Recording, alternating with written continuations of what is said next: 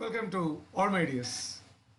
Now we are going to discuss about the real mechanism or the secret of or medically we can say it as what about the pathogenesis, what actually happened in the liver, especially in cirrhosis of liver. As you know, the cirrhosis is mainly due to the chronic insult or chronic infection of liver by various forms of virae or bacteria or drugs or alcohol or due to any other form of metabolic disorder or due to autoimmunity or even it can be due to unknown cause or idiopathic or cryptogenic. Whatever may be the cause, finally it results in chronic, a long effective or a diffuse hepatic injury or hepatic insult. Such diffuse hepatic injury that will results in increased or uncontrolled level or uncontrolled release of cytokines and transforming growth factor, especially beta 1.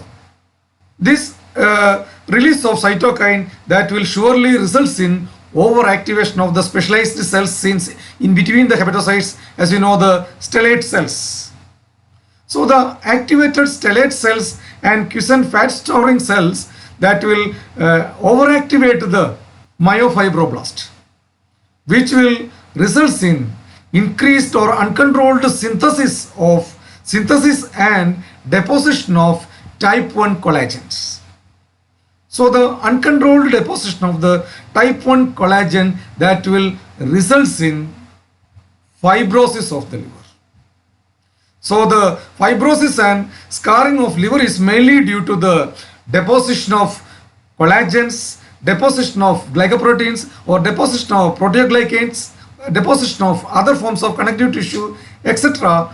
totally compress the liver, distorts the hepatolenticular architecture, and thereby the liver lost its normal homogeneous status.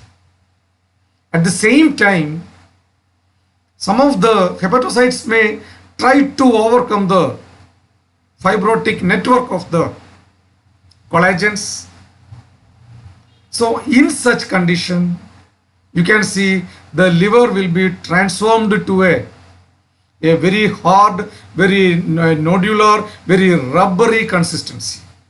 On cut section or on histologically, you can see there may be very small or a microscopic nodules can be seen, and on examination if the size of the nodule is less than 3 millimeter, it is known as micronodular cirrhosis.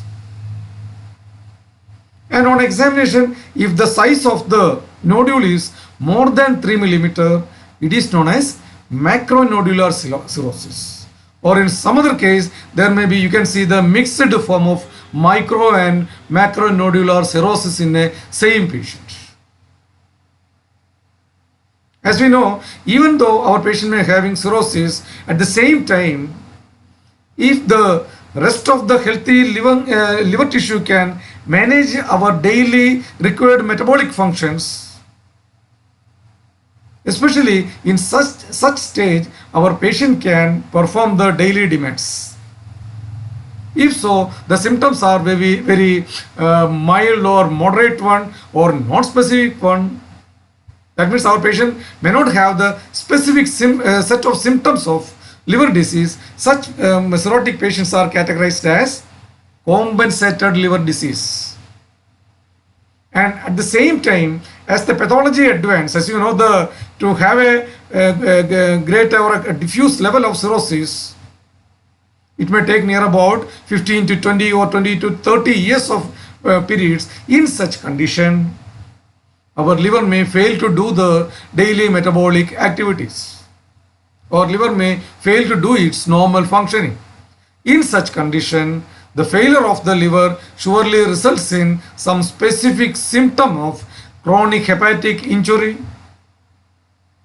as the signs and symptoms of portal hypertension, or as the signs and symptoms of ascites, or as the signs and symptoms of hematemesis, or various veno-occlusive disorders like varicocele or pedal edema or telangiectasias.